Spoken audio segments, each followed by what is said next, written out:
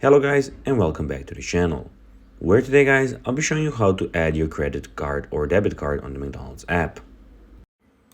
Now guys, the first thing that you need to do is go to your Google Play Store or Apple, whichever you have, and download the McDonald's application. Now guys, when you did that, you just need to go and log into your profile.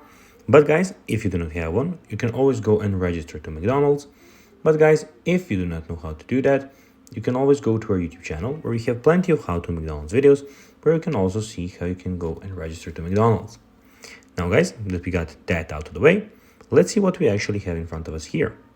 So as you can see here, we have the McDonald's official application where you have a lot of different options. So we have the rewards and coupons here, as you can see, and some more stuff on the home screen that you can go and check out.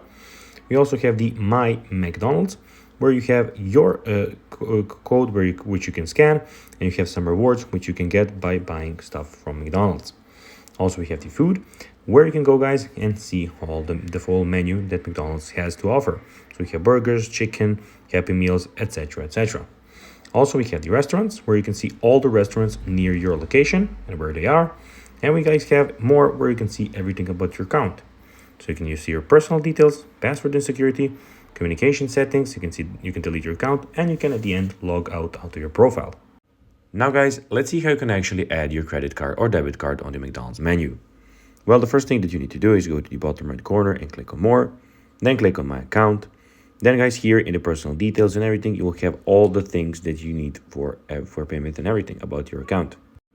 So guys, that will be everything for this video. I hope that you found this video informative. If you did, don't forget to like this video, share it, subscribe to the channel, and put the notifications on. And guys, I'll be seeing you in the next video. Bye guys.